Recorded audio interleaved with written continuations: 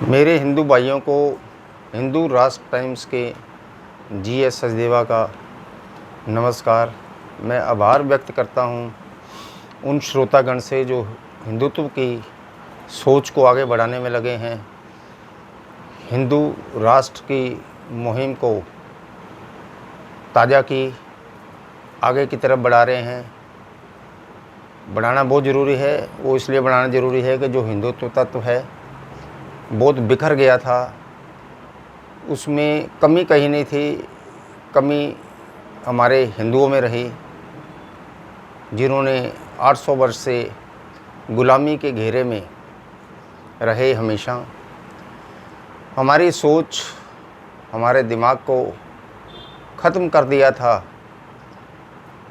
पुराने सरकार के अपने उद्देश्यों की पूर्ति को, जिसको हिंदू ना समझ सका। कांग्रेस ने हमेशा मुस्लिमों के हित में कार्य करे। जवाहरलाल नेहरू से आप उसका इतिहास देख के चलेंगे अगर आप, तो आपको हमेशा ये नज़र आएगा कि उन्होंने एक मिनॉरिटी के नाम से सेकुलर शब्द के ऊपर धर्मनिरपेक्ष की आड़ में धर्मनिरपेक्षता का ऐसा मुद्दा उछाला जिसमें हम सब लोग फंस गए। सब धर्मों का सम्मान हो, उनको सब धर्मों का सम्मान नहीं करना था। अगर वो उनकी नज़र में हिंदू, सिख, ईसाई, जैन, बुद्धिस्ट सबका अगर वो सम्मान करते, जैन धर्म के लोग गुजरात में, सिख धर्म के लोग पंजाब में, कहाँ सम्मान किया गया? अगर उन्होंने एक अपने आप की जो लहर उत्पन्न की थी धर्मनिरपेक्षता का सेकुलर शब्द, जो 1976 में इंदिरा गांधी ने उठा के सबको नेस्तनाबूद कर दिया राजनीति में, इस शब्द के सहारे कांग्रेस की नींव गहरी होती चली गई। लेकिन उसके 8 साल बाद क्या हुआ? कहाँ गया वो नारा? जब सिखों का 1984 में कत्लेआम हुआ, मुसलमानों ने अपने चेहरे को ढक के अत्याचार किए, टायर जलाकर उनके गले में डाल दिया गया। दिल्ली के इलाकों में हर जगह बेशुमार आतंकवाद का साया जो पड़ा, उसको हर सिख ने महसूस किया।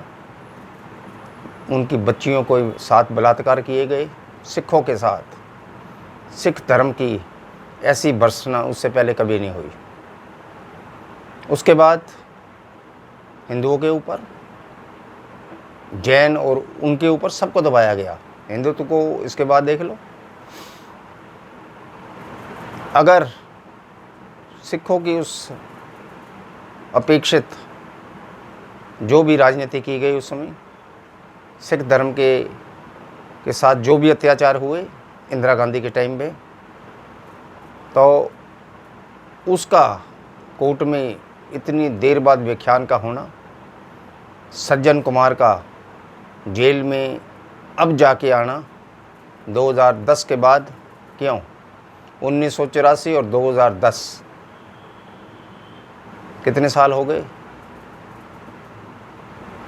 26 साल के बाद। यही हिंदुस्तान का कानून है जो कि कांग्रेस की आड़ में कानून की धज्जियां उड़ाई गई। 26 साल बाद किसका? अगर किसी न्याय को मिलने में इतना देर लगेगा तो मैं हमेशा कानून व्यवस्था पे सवाल उठाता रहा हूँ, उठाता रहूँगा। निर्भया कांड में क्या हुआ? हिंदुओं की बच्ची थी वो, कुछ शरारती इस्लामी प्रवृत्ति के बच्चों ने जो उन पे रेप किया, बलात्कार किया, उसके बाद उसको मार दिया। आपका जहाँ पे सड़कों पे वो घुमाते रहे एक बस में, क्या किसी ने देखा नहीं? कोई सामने क्यों नहीं आया? इतने साल लगते हैं। मैं पहले भी कह चुका हूँ कानून व्यवस्था को ठीक करने की ज़रूरत है।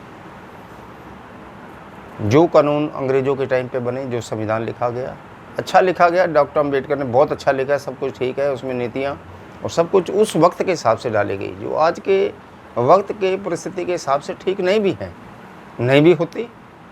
उसको बदलना एक सामाजिक दायित्व, कानून का दायित्व बनता है, भारत सरकार का दायित्व बनता है, जो वर्तमान सरकार में बैठे हैं कानून मंत्री।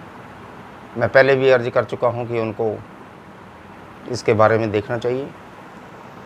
नहीं देखोगे तो क्या होगा?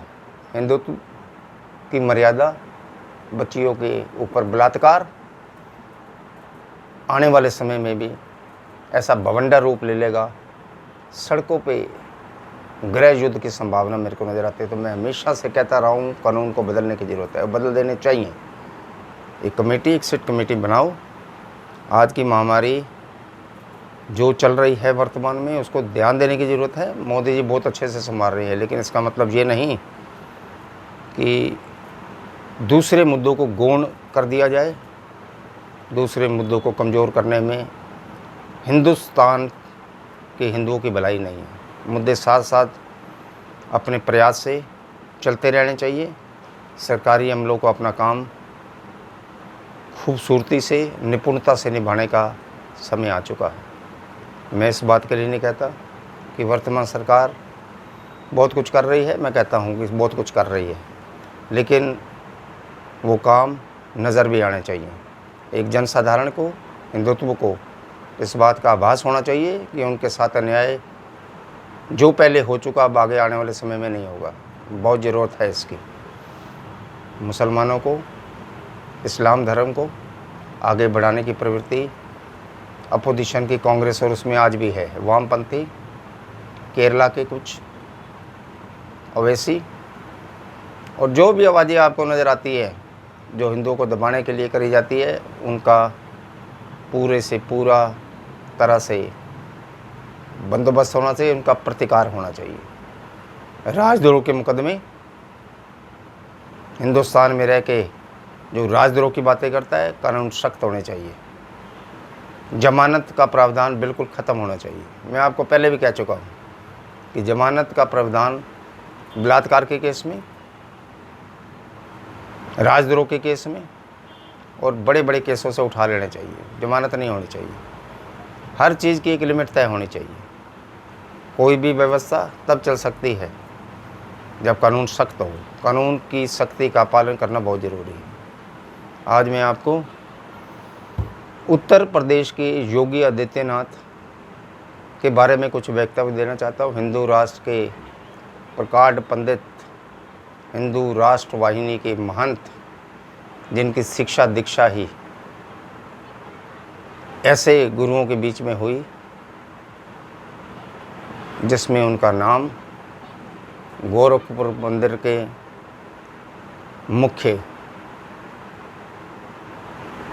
योगी होने के नाते उनका नाम योगी आदित्यनाथ पड़ा। ये हमारे लिए गर्व की बात है कि योगी आदित्यनाथ जैसे व्यक्ति आज उत्तर प्रदेश के मुख्यमंत्री। उत्तर प्रदेश में आज की महिमा को देखो, क्या कारण है। महाराष्ट्र में 12 करोड़ की आबादी, बिहार में 9 करोड़ और वहाँ पे 22 करोड़ की आबादी उत्तर प्रदेश में होने के बाद, ज़्यादा मुसलमान वहाँ पे होने के बाद भी दूसरी जातियों के, दलित समुदाय बहुत है वहाँ पे। पूरे हिंदुस्तान में 40% दलित हैं। ये मैं आपके लिए बताना चाहता हूँ। दलितों का हमेशा वर्चस्व रहा है, भागीदारी रही है समाज में। उनको ऊपर उठाना बहुत ज़रूरी है। दूसरा, इसका ठेका कोई एक आदमी नहीं ले सकता, सिर्फ मायावती नहीं ले सकती। वो कई दलितों की मैं मसीहा हूँ, बिल्कुल गलत है। दूसरी बात पे आओ, योगी आदित्यनाथ ने जो काम किए अपने पहले मुख्यमंत्री उत्तर प्रदेश के बनने के बाद, जिसमें 3 साल से ऊपर उनका कार्यकाल हो चुका है। उन कार्यकाल में जो उत्तर प्रदेश में बम, आतंकवादी जितने उससे पहले के 5 साल के आप उठा के देख लो डेटाज, तो आपको पता चलेगा कि इन 3 साल से ऊपर 3.5 साल के लगभग हो चुका है। मेरे ख्याल 2022 में चुनाव है उत्तर प्रदेश में। आप ये देखो, गुंडा राज ख़त्म कर दिया गया वहाँ पे, आतंकवादी वारदातें बहुत कम हो चुकी हैं वहाँ पे। कैसे संभाला योगी आदित्यनाथ? सब संभाल सकते हैं। कोई भी प्रदेश का मुख्यमंत्री अगर वो चाहे, अगर उसमें राजनीतिक पिपासा लालसा ना हो, तो सब काम हो सकते हैं। ये दिखा दिया योगी आदित्यनाथ ने। अब देखो, इस महामारी में 10,000 से नीचे केस हैं, 6,000 से नीचे, 1800 मौत तो महाराष्ट्र में हो चुकी है। और यहाँ के केस की गिनती करके देख लो, उत्तर प्रदेश की मृत्यु संख्या दिल्ली के लगभग। प्रदेश कितना बड़ा है? यहाँ 1,80,00,000 दिल्ली में, वहाँ 22 करोड़ की आबादी है। जमाती हैं जो वहाँ पे गया, सिर्फ दिल्ली में नहीं है। जिन जमातियों के कारण महामारी ये और फैली, उसके बाद क्या हुआ? वो उत्तर प्रदेश में भी गए। बहुत महमडन इलाका है सहारनपुर, सिर्फ सहारनपुर नहीं, मुरादानगर, मुरादाबाद और उसके आसपास के अलीगढ़, एटा, हापुड़, ये सारे इलाके कौन से हैं? वर्चस्व है, अल्पसंख्यकों का भरा हुआ है बिल्कुल। आप जाके देखें, कभी देखा होगा आपने। उसके बावजूद उन इलाकों को संभाला योगी आदित्यनाथ जैसा आदमी के अलावा कोई आदमी भी कामयाब ना हो पाता, मैं आज ये कहना चाह रहा हूँ। दूसरा, आज कांग्रेस क्यों कर योगी आदित्यनाथ का पीछे लगी हुई है? पहले मोदी के अगेंस्ट बयान दिए, मोदी ने पीएम केयर फंड क्यों बना लिया, प्राइम मिनिस्टर रिलीफ फंड में पैसा क्यों नहीं आया, मोदी जी का लॉकडाउन का जो समय है वो गलत है, लॉकडाउन का तरीका गलत है। कांग्रेस का ये बयान है, आप देख लो, अलग अलग। माँ अलग बयान दे रही है, लड़का अलग बयान दे रहा है, लड़की अलग बयान दे रही है। एक ही परिवार के 3 आदमी, बयान सारे अलग अलग। कोई कहता है समय ठीक नहीं चुना लॉकडाउन का, कोई कहता है तरीका ठीक नहीं था, कोई कहता है कि लॉकडाउन करना ही नहीं चाहिए था। अगर आज लॉकडाउन ना किया जाता हिंदुस्तान में, आपको नहीं पता, कम से कम 2 लाख आदमी अभी तक ख़त्म हो चुका था। कितना आदमी ख़त्म हुआ है यहाँ पे? 5,000 से नीचे। आप देख के चलो, कहाँ चल रहे हो आप? यूपी में देख लो आंकड़े, महाराष्ट्र में देख लो, बिहार में देख लो।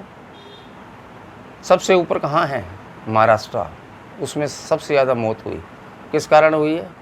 क्योंकि वहाँ कांग्रेस इज़ द को alliance partner of Uddhav Thackeray government. अब बताओ, कांग्रेस जहाँ जहाँ गई है सत्यानाश हुआ है। कोई उठा के देख लो। आज वो बातें ये कर रहे हैं, अपनी स्टेट को देख लो, उनकी पंजाब को देख लो, राजस्थान को देख लो, जहाँ जहाँ कोलिशन है वहाँ देख लो, झारखंड देख लो, छत्तीसगढ़ देख लो, बुरे हाल है वहाँ। दृश्य दिखाए जा रहे हैं, प्रवासी मजदूरों कैसे जा रहे हैं, बड़े परेशान हो रहे हैं, पैदल जा रहे हैं, अपना सामान उठा के जा रहे हैं। वो जा रहे हैं, ठीक है, उनको जाना है, उसकी ज़्यादा फिक्र आपको करने की ज़रूरत नहीं है। मोदी जी बैठे हैं, लेकिन योगी आदित्यनाथ जैसे बंदे बैठे हैं, उनको क्या ज़रूरत है? तुम्हारी बसें खड़ी कर दी वहाँ पे। जो पहले लिस्ट आई है वो बसों में ये देख लो, बसें थी नहीं, कोई ऑटो के नंबर थे, कोई स्कूटर के। ये है कांग्रेस, ये है कांग्रेस का इतिहास। दोगली, काम ना करने वाली कांग्रेस वर्तमान सरकार को भी काम नहीं करने देती। एक जगह बैठ जाओ, चुपचाप बैठो, संभाल लेंगे मोदी जी और योगी आदित्यनाथ। आपको चिंता करने की ज़रूरत नहीं है। सोनिया गांधी जी, आपको चिंता करने की ज़रूरत नहीं। आपने अगर चिंता करी होती तो देश इस तरफ अब तक डूबा ना होता। देश को डुबोने वाली कांग्रेस है। अब आ जाओ, कोई ना कोई उत्तराधिकारी तो होता है, हिंदुत्व का उत्तराधिकारी। मोदी जी ने किसको बना दिया? योगी आदित्यनाथ, आने वाले नायक। अपनी उत्तराधिकारी इन्होंने इसको सौंप दी है, अदृश्य रूप से, गुप्त रूप से। आप देख लेना आने वाले समय में योगी आदित्यनाथ ही बहुत आगे बढ़ेंगे। इनके कंधों पे बहुत ज़्यादा बोझ है, ये संभाल लेंगे। एक योगी पुरुष, मोदी जैसे आदमी, योगी जैसे आदमी, जिन्होंने अपने परिवार का कभी नहीं सोचा, पैसे का कभी नहीं सोचा, रिश्वत तो बड़ी दूर की बात है, अटैचियाँ ली होगी कांग्रेस वालों ने, इन्होंने कुछ नहीं लिया कभी। इनका सारा मंत्रिमंडल, चाहे उत्तर प्रदेश का हो, बिल्कुल साफ़ है। कोई दाग नहीं है अभी तक किसी मंत्री के ऊपर। कभी दाग अगर आता है तो उस आदमी को बाहर निकाल जाते हैं। तो ऐसी ही राजनीति करने की आज ज़रूरत है। उत्तर प्रदेश सरकार बहुत अच्छा से संभाल रही है। सब लोगों का, बुज़ुर्गों का आशीर्वाद है योगी आदित्यनाथ पे। हिंदुत्व का शेर है वो, हिंदुत्व को बहुत आगे तक ले जाएगा, उसकी आप कल्पना तक नहीं कर सकते। मैं हमेशा से कहता हूँ कि हिंदुओं को कमज़ोर जो किया गया पहले सरकारों ने किया, मोदी जी और योगी जी के युग में आप देख लेना आने वाले समय में हिंदुत्व इतना आगे बढ़ेगा। और ये जो आपको नज़र आ रहा है इस्लाम, हिंदुस्तान में तो पनपने वाला है नहीं, कहाँ जाएगा। कश्मीर का 370 हटा के बाद कश्मीर में जो बड़े बड़े बातें की जाती थी, कहाँ हैं वो लोग। ऐसे ही देख लेना ये जो बातें करने वाले जो भी हैं, या खरीदी हुई मीडिया NDTV के, ये सब राष्ट्रद्रोह के मुकदमे बंद हो जाएंगे आने वाले समय में, देख लेना। उनको अपने आत्मा में देखना चाहिए कि वो देश के लिए क्या कर रहे हैं, किसके लिए बिके पड़े हैं। वो मीडिया स्वतंत्र प्रजातंत्र में होती है, होनी भी चाहिए। अपने विचार अभिव्यक्त करने का कानून के अंतर्गत सबका है, अधिकार है बोलने का, लेकिन कम से कम बोलने से पहले तोल लेना चाहिए। मैं हमेशा से नारा दिया कि हिंदू राष्ट्र बनेगा, बनाने वाले ये मोदी जी और योगी जी होंगे, भारत हिंदू राष्ट्र बनेगा। दूसरी बात, हिंदुत्व को हमने बचाना है, मजबूत करना है। धर्मो रक्षित रक्षितम, ये नारा होना चाहिए। ये मंत्र है, मूल मंत्र, धर्मो रक्षित रक्षितम। अगर हम धर्म की, हिंदू धर्म की रक्षा करने में सफल हुए तो हिंदुत्व आगे बढ़ेगा। हमें आगे बढ़ाना है। भाजपा के अनुसार, राष्ट्रीय स्वयंसेवक के अनुसार, यही है हिंदुत्व के लोग जो आगे बढ़ाते हैं। चाहे इनको जितनी भी गालियाँ मिले, कुछ मिले, छोड़ दो इन बातों को, सब कुछ ठीक हो जाएगा। आज के लिए इतना ही। मेरे हिंदुत्व के इस विचारों को आगे तक पहुँचाए, मेरा हमेशा से उद्देश्य रहा है। उस उद्देश्य को पाने के लिए आपके सहयोग की हिंदू राष्ट्र YouTube चैनल को आगे बढ़ाने की मेरी एक कल्पना, एक आस्था को अपने उद्गार रूप से आगे बढ़ाना है। यही मैं आपसे निवेदन करता हूँ। ओम हरि ओम हरि ओम हरि ओम।